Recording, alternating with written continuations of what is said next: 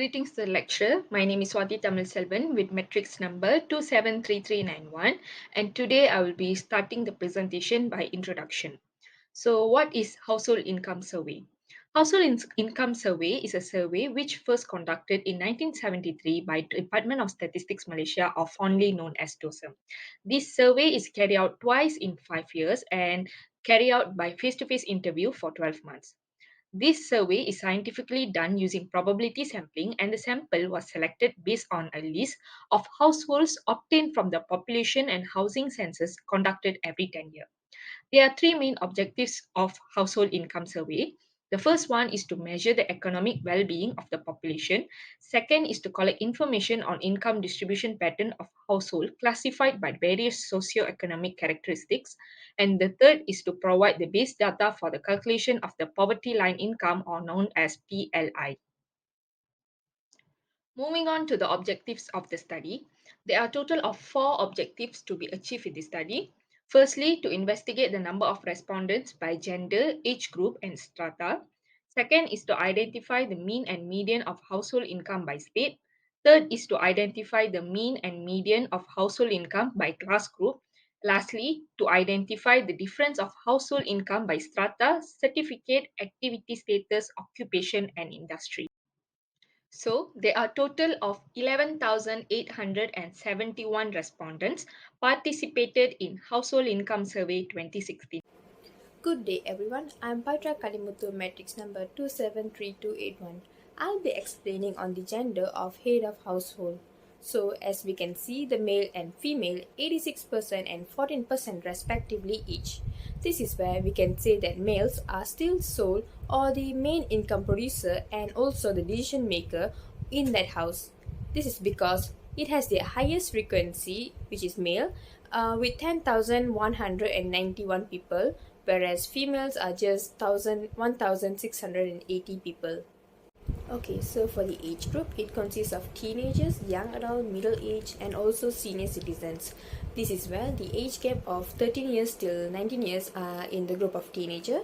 From the age of 20 till 34, it belongs to young adults, and as for the middle age, it's from 35 to 64, whereas the senior citizens are those who are above the age of 65.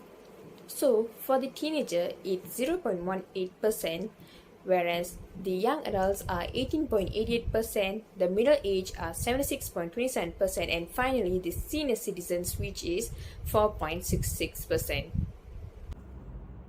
Hi, my name is Kirrthanah Murali. My matrix number is 273255. So today I will explain about the strata of Household Income Survey of 2016. So the strata is divided into two, which is rural and urban. According to the survey, 8,592 respondents are from the urban area, which has the highest percentage of 72.4%, and 3,279 respondents are from the rural area, which has the lowest percentage of 27.6%. The illustration above shows the median and mean income by state. For median income, Kedah recorded the lowest at 49,141 ringgit and 50 cents, whereas Wilayah Persekutuan Putrajaya recorded the highest at 159,791 ringgit.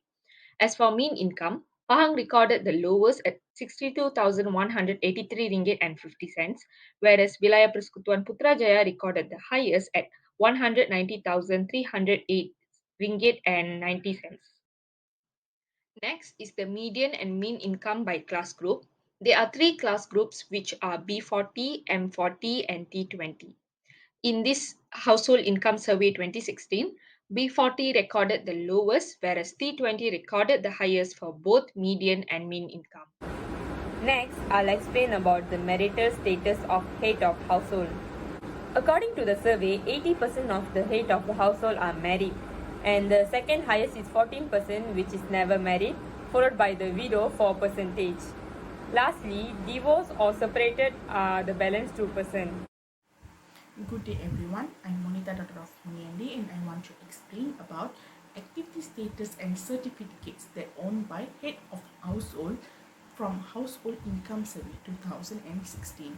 There are 6 classifications of activity status, such as employer, government employee, private employee, own account worker, unpaid family worker, and unemployed housewife, pensioner, and others. 58 percentage of them are private employees, 21.3 percentage are government employees, 13.9 percentage of them are own account worker, 5.3 percentage of them are own employer. So these are the top 4 activity status from Household Income Survey 2016. Next, we move on to the certificate that owned by head of household. Firstly, most of them own SPM or SPME, which is 33.4 percentage. Second, 24.9 percentage of them own bachelor's degree. Third, 16 percentage of them own diploma or equivalent, followed by 11.4 percentage of them does not obtain any certificates. Next is 10.5 percentage of overall population obtain PMR or SRP, and lastly 2.8 percentage of them own STPM certificate. That's all from me. Thank you. Total income by occupation of head of household.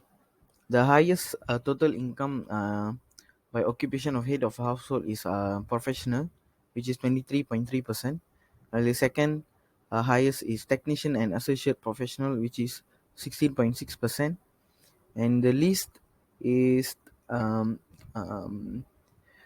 skilled agriculture, forestry, and fishery workers, which is 4.5%. Total income by industry of head of household. The highest total income by industry of head of household is manufacturing, which is 14.6%, while the second highest total income by industry is wholesale and retail trade, repair of motor vehicles and motorcycles, which is 12.4%. And the least total income by industry of head of household is human health and social work activities, which is 3.2%.